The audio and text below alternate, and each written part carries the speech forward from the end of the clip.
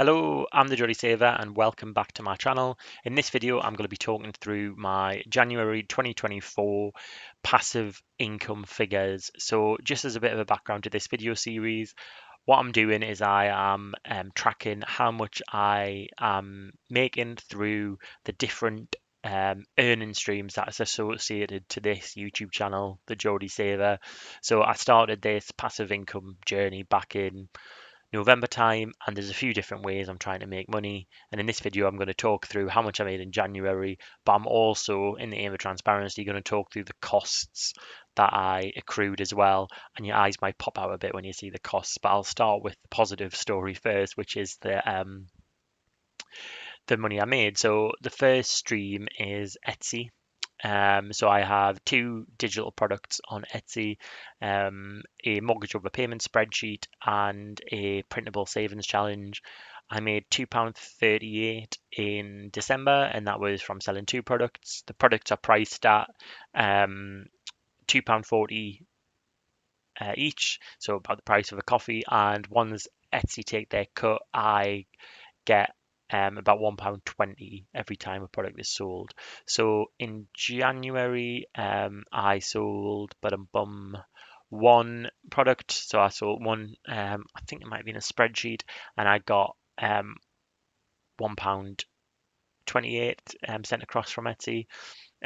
Because I created these spreadsheets back in November, the it is very passive from this point on in terms of me receiving kind of earnings from it. So you might think, oh, £1.28 is small, but at the end of the day, that's £1.28 that I got from like no work that I had to do in January. Um, I am creating more products and I will be putting more on there, and the hope is that if this YouTube channel continues to grow, then hopefully I'll get more people buying stuff through Etsy. And even if that's £5 or £10 a month that I'm making, then that's an extra £10 I can put towards my mortgage overpayments.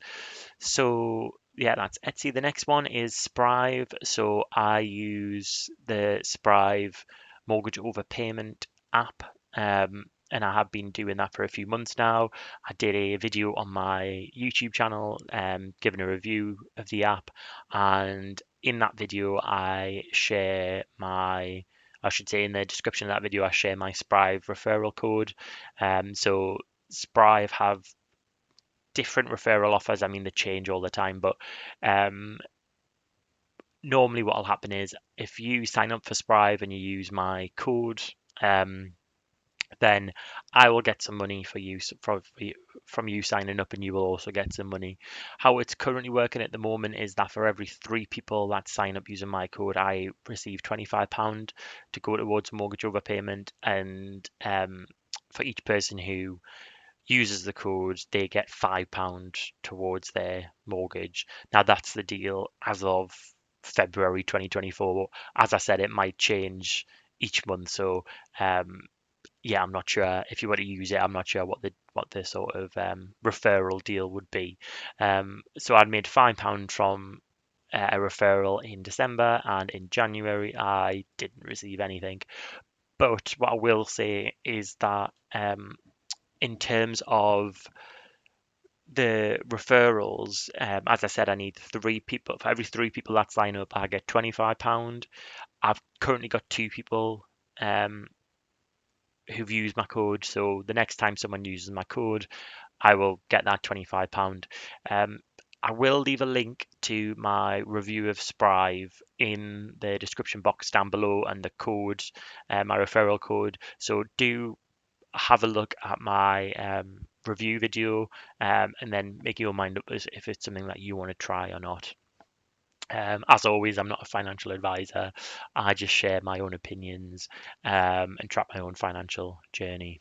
So the total for January was £1.28, which means that the running total, so adding December and January, is £8.66, which is good.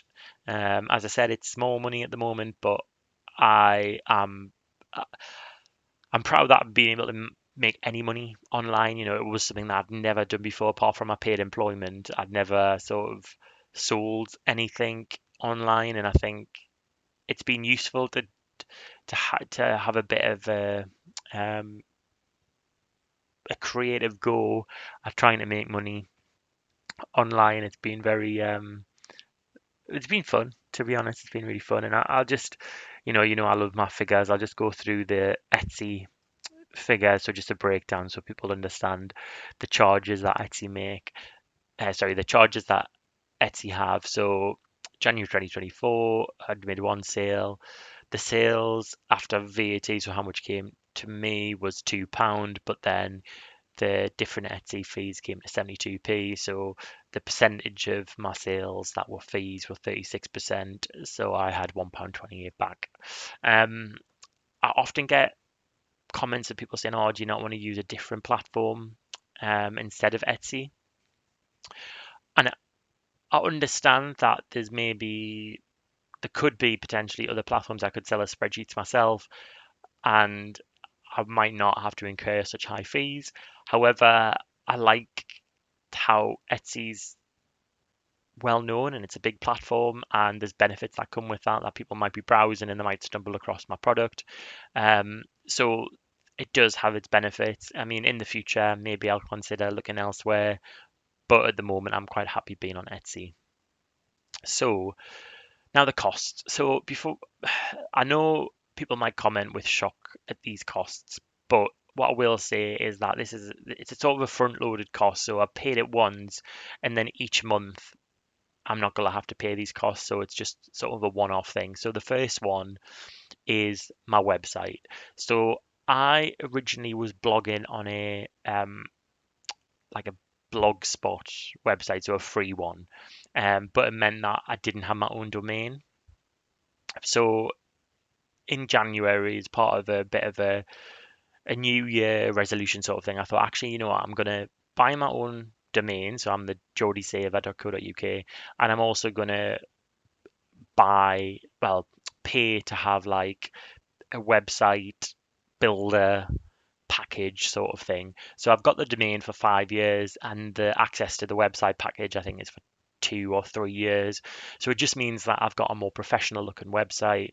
Um, it's at my own domain. I've got my own email address that's linked to it. So if in the future um, there's any opportunities that come up for me to make money by writing an article or something like that, I've got a bit more of a professional look with the website. I think I've mentioned it before. One of my long-term goals with this channel, is maybe to write an article that gets published online on a paper, like on a news article, newspaper. I mean, I have been contacted before by a newspaper to share about my mortgage overpayment story, but unfortunately, they weren't happy with the idea of me being anonymous and writing it as the Geordie Saver. They wanted the interview to be with um, kind of they wanted the interview to be printed with my full name and a photo of me and things like that, and that's not really something I'm comfortable with. And although you know that sort of exposure might be useful in terms of getting traffic to my YouTube, I really want to separate this out from my personal life, and having a photo of me online, probably grinning, talking about mortgage overpayments isn't. I think it's just going to open it up to um, trolls, or just there could be a lot of negativity that comes from that. So in the future, if I ever do anything online, writing articles and so on, it'll be under the Geordie Saver, and it won't really be attached to um, any photos of me, for example. So £364, that is a big expense, but it is front loaded, so I shouldn't have to pay this for another 5 years. And if I decide to renew the sort of website builder part of it in 2 years' time, it'll be a lot less than the £364 because a bulk of that was buying the domain. Then Zoom. So if you've watched my other videos, you may know that I started a podcast style series.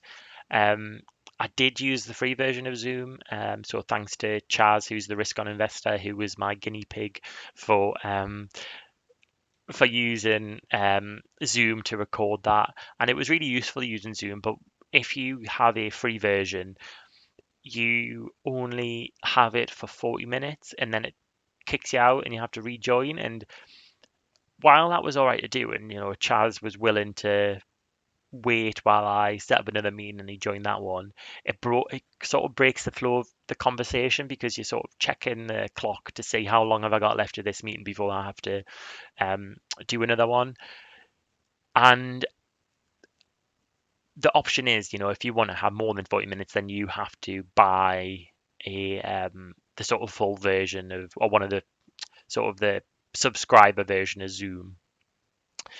I did have an explore of different apps, so there are some free podcasting apps that you can use, but to be honest, I really liked using Zoom. It gives me the sort of audio files, like the total one, then the guest's audio file, and then my audio file. So when my partner was doing the editing of the podcast, it was a lot easier to do because it spat out 3 files and it was easy and it was really familiar to use. And I think sometimes you've just got to think,